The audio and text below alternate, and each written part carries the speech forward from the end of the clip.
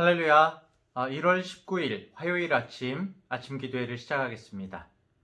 하나님의 말씀을 통해서 함께 기도하고 오늘 하루도 주님의 말씀으로 힘을 얻어서 하루를 사시는 우리 모든 성도님들 되시기 바랍니다. 오늘 하나님의 말씀은 누가복음 7장 1절부터 17절까지의 말씀입니다. 예수께서 모든 말씀을 백성에게 들려주시기를 마치신 후에 가버나움으로 들어가시니라.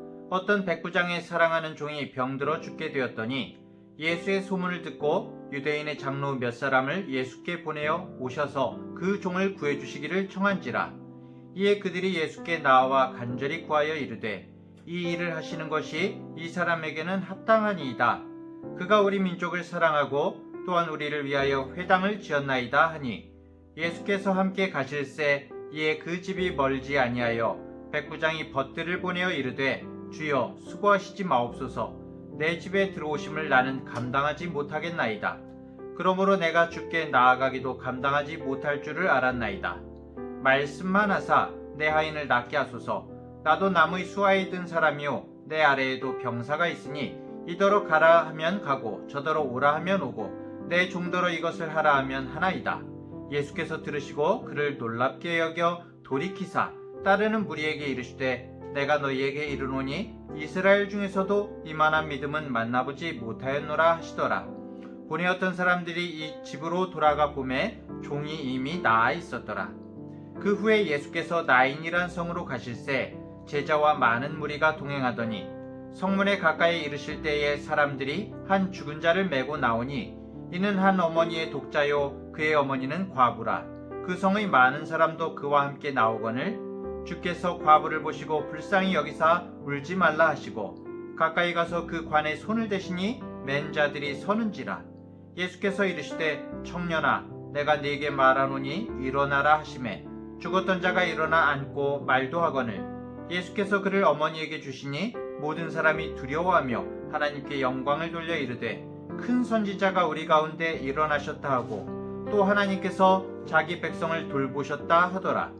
예수께 대한 이 소문이 온 유대와 사방에 두루 퍼지니라. 아멘.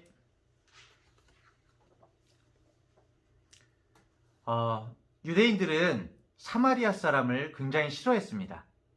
이방인들과 이제 혼혈이 된 사마리아인들을 개만도 못하다고 이렇게 경멸했죠. 이것은 이 사마리아 사람만이 아니라 사실은 로마인에 대해서도 마찬가지였습니다. 어느 정도였냐면은 이 바리새인과 서기관들은 로마 제국을 대신해서 그 세금을 걷는 세리를 지독하게 싫어하고 죄인이라고 미워했거든요. 로마를 위해서 일하는 세리에 대한 감정이 이 정도인데 로마 제국의 군인들에 대한 유대인의 반감은 클 수밖에 없는 거죠. 그런데 오늘 본문에 나오는 백부장에 대해서는 이상하게도 반감은커녕 아주 칭찬일색입니다. 백부장은 로마군 약 80명에서 150명 정도를 관리하고 지휘하는 군인입니다. 백부장들은 최소 15년 이상의 복무 기간이 필수였고 경험과 실력을 겸비한 로마 군대의 실질적인 그런 중심이었죠. 당시 로마 군인은 식민지 사람들에게 잔인하고 포악하기로 아주 유명했습니다. 이런 로마 군인들을 거느리는 백부장의 위세야말로 정말 대단했을 것 같은데요. 그런데 오늘 본문에 등장하는 백부장은 우리가 이렇게 상상하는 로마 군인의 모습과는 전혀 다른 모습을 보이고 있습니다. 2절에 보면은 어떤 백부장의 사랑하는 종이 병들어 죽게 되었더니 사랑하는 종이라고 나와요. 사실 고대 로마에서는 종은 사실 재산이나 재물에 불과했거든요. 그런데 백부장이 종을 사랑할 정도로 아끼고 있다고 나옵니다. 그래서 백부장이 죽어가는 종을 살리기 위해서 예수님에게 유대 장로들을 보낸 거예요. 사실 그 유대인과 그 점령군의 지휘관인 백부장의 그 일반적인 관계를 생각하면은 이러기가 쉽지가 않죠. 유대인들이 개보다 못하게 여기는 이방인의 부탁, 그것도 하찮은 존재인 종을 살려달라는 이 요청을 받아들였다는 것도 대단한 일인데 유대인들 중에서 그래도 사람들에게 존경받는 장로들이 예수님에게 그 백부장을 위해서 간절하게 구했다는 것은 참 이 백부장이 진짜 사람들을 감동시키고 자비로운 인품의 사람인 것은 확실한 것 같습니다. 자, 5절에 보면은 그가 우리 민족을 사랑하고 또한 우리를 위하여 회당을 지었나이다 하니, 백부장이 로마 식민지의 유대인을 핍박하지 않고 이스라엘 민족을 오히려 사랑했다고 그렇게 나옵니다. 유대인들이 예배할 수 있도록 회당을 지어주기까지 했다고 그렇게 말하고 있습니다. 예수님은 이런 백부장의 부탁을 들어주기 위해서 그 백부장의 집으로 향했는데, 이 소식을 들은 백부장이 바로 친구들을 보내서 이렇게 말하는 겁니다. 주여, 수고하시지 마옵소서. 내 집에 들어오심을 나는 감당하지 못하겠나이다. 그러므로 내가 주께 나아가기도 감당하지 못할 줄을 알았나이다. 백부장이 예수님께서 자신의 집에 오시는 것을 극구 사양하고 있습니다. 마치 떨기나무에 나타나신 하나님 앞에서 감히 고개를 들지 못한 모세와 같이, 또 죄인인 자신을 예수님께서 하나님이심을 깨닫고 죄인인 자신을 떠나시라고 넙죽 엎드려서 고백한 베드로처럼, 이 백부장은 자신은 예수님을 감히 대할 자격조차 없다고 그렇게 말을 합니다. 그리고 이어서 놀랍게도 말씀만 하사 내 하인을 낫게 하소서. 나도 나무의 수하에 든 사람이요 내 아래에도 병사가 있으니 이더러 가라 하면 가고 저더러 오라 하면 오고 내 종더러 이것을 하라 하면 하나이다 라고 그렇게 고백을 합니다. 야, 이건 참 대단해요. 메시아를 소망하던 유대인이 아니라 이방인인 백부장의 입에서 나온 이 주님을 향한 놀라운 믿음의 고백이 정말 대단한 것 같습니다. 백부장은 예수님에 대해서 죽어가는 병자를 말씀만으로도 치유하실 수 있는 분으로 믿고 있거든요. 사랑하는 성도 여러분, 여러분들은 어떠십니까? 정말 예수님께서 말씀만 하시면 모든 것을 변화시키시고 불가능이 없으신 하나님이심을 정말 진정 믿으십니까?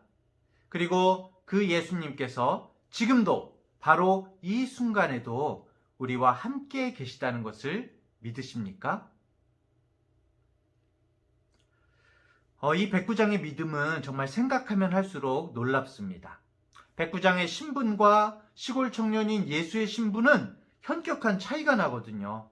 그런데 이 백전노장의 위풍당당한 백부장이 아주 남루한 그 식민지 사람인 예수님에게 6절에 보면 주여라고 이렇게 존칭하는 것도 놀라운데, 계속해서 주님 앞에서 자신을 낮추면서 주님의 뜻에 자신을 온전히 의탁하고 있는 그런 모습을 보게 됩니다.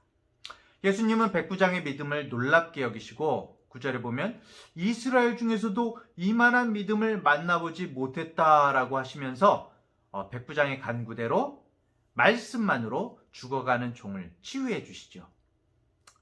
자, 그런데 여러분, 이런 거 생각해 보신 적 있으세요? 예수님께서 정말 놀라셨을까요? 이런 백부장이 있었다니 이러면서 정말 놀라셨을까요? 이 백부장의 존재를 모르다가 이런 사람이 있었나라고 깜짝 놀라셨을까요? 아니죠. 예수님께서는 하나님이신데요. 모든 것을 알고 계시죠. 하지만 우리들에게 보여주고 싶으신 겁니다.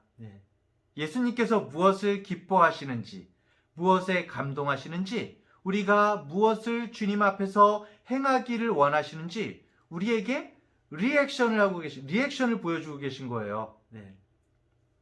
이 백부장에 대한 반응으로서 예수님의 놀라심과 기뻐하심을 이 말씀을 읽는 우리에게 전해주고 싶으신 것입니다. 자, 오늘 본문은 예수님께서 모든 말씀을 백성에게 들려주시기를 마치신 후에 가버나움으로 들어가시니라 라고 이렇게 시작을 하고 있습니다. 백성들에게 말씀을 들려주셨어요. 가버나움에 오시기 전에 예수님은 전전장들을 통해서 어떤 말씀을 하셨죠? 원수를 사랑할 뿐 아니라 미워하는 자를 오히려 선대하라고 말씀을 하셨죠. 악한 마음을 버리고 선한 마음으로 살라고 말씀하신 후에 지금까지 들은 말씀을 그대로 흘려보내지 말고 삶 속에서 반드시 행할 것을 이렇게 당부를 하셨었죠.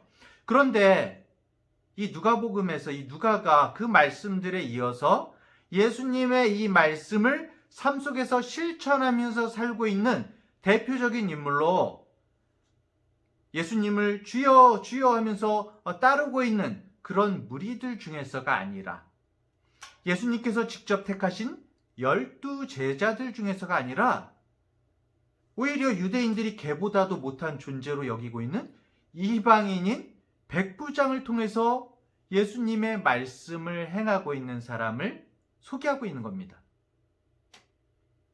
백부장이 어떤 과정을 통해서 유대인에게 잘 대해주고 회당을 지어줄 정도로 유대교에 관심을 갖게 되었는지, 그리고 예수님이 기뻐하시는 그런 굳건한 믿음의 사람이 되었는지 성경이 직접적으로 우리에게 말하고 있지는 않습니다. 다만 우리가 본문을 통해서 알 수 있는 것은 그가 정말 예수님이 원하시는 모델이었고 주님께서 기뻐하셨잖아요. 예수님이 요구하시는 자비를 보인 사람이었다는 겁니다.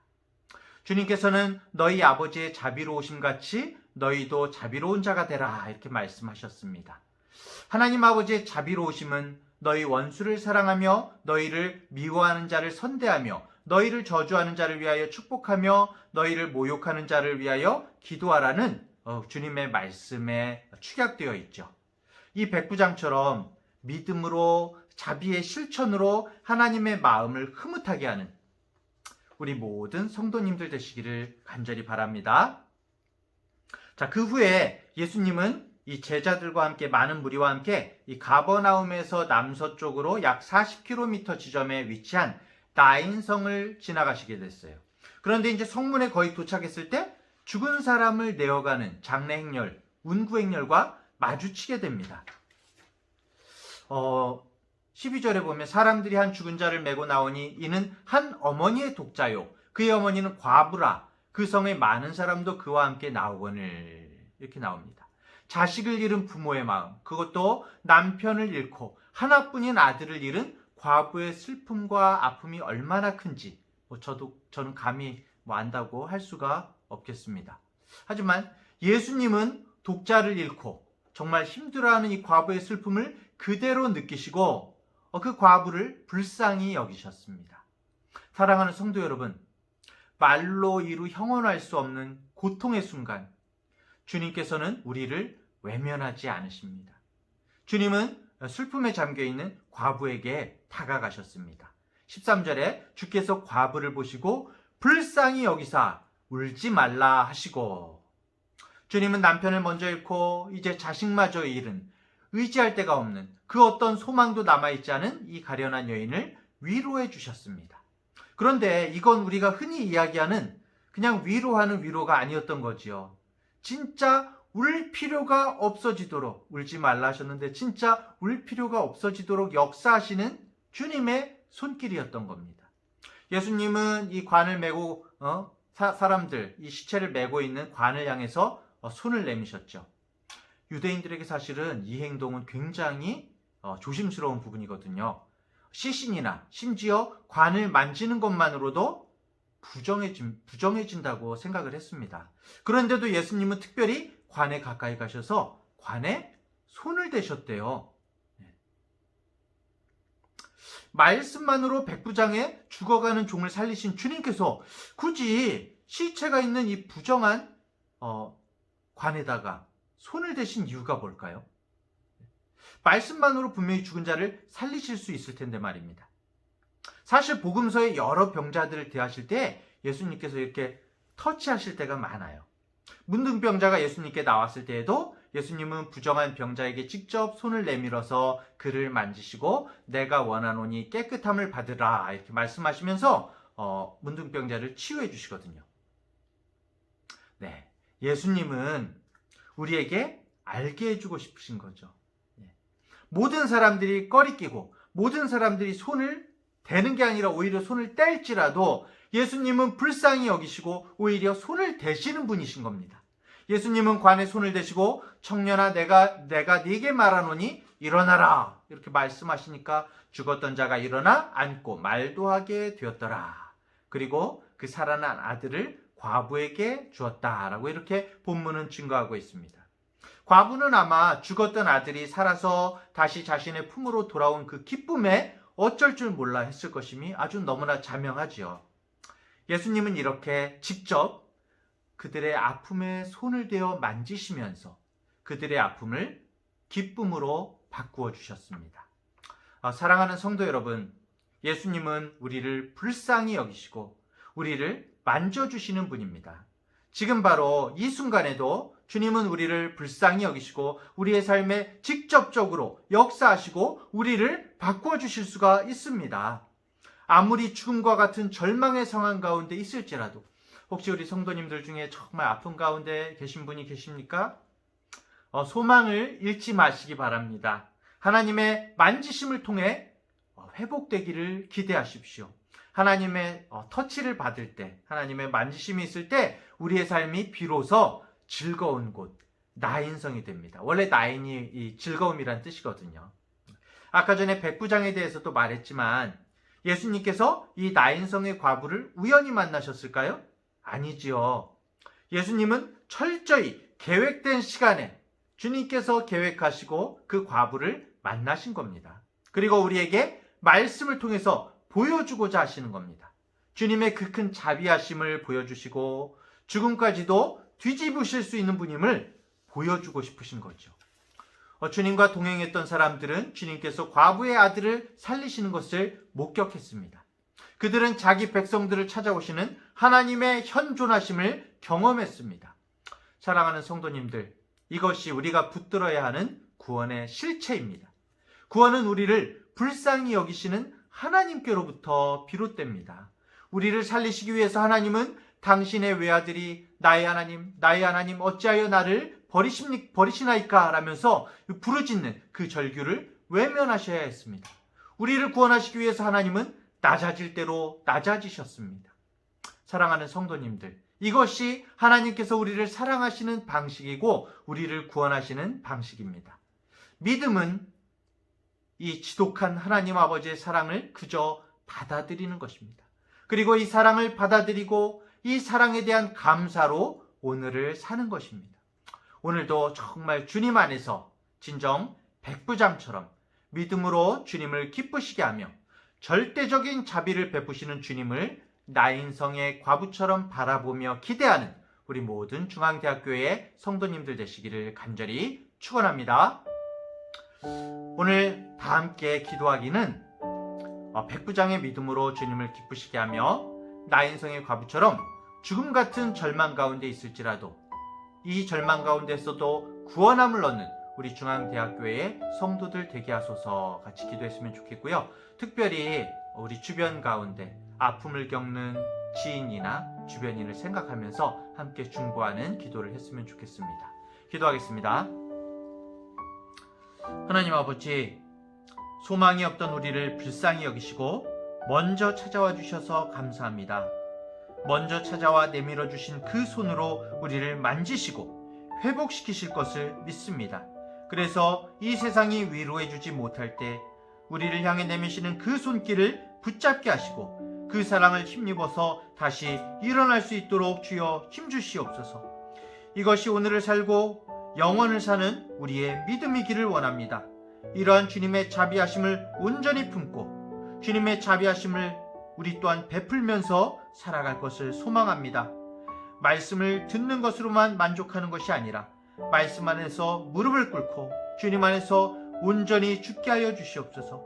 주님 안에서 내가 죽을 때에 비로소 부활하신 주님이 우리 안에서 살아 역사하신다는 사실을 잊지 않도록 도와주시옵소서. 특별히 코로나19로 인해서 고통 중에 있는 여러 사람들을 위해 간구하오니 아픈 사람들은 건강하게 치유되는 그러한 기쁨을 허락하여 주시옵소서. 또한 이러한 사태로 인해서 경제적인 어려움을 겪고 있는 많은 가정들 위해 기도합니다. 간구합니다. 이 힘든 순간들을 잘 극복할 수 있도록 주님 붙들어 주시옵소서. 주님 앞에 겸손히 무릎 꿇고 주님의 자비하심을 구하며 서로를 위로하며 주님의 기쁨을 나누는 우리 중앙대학교의 모든 성도들로 붙들어 주시옵소서. 부활하신 예수님의 이름으로 기도합니다. 아멘.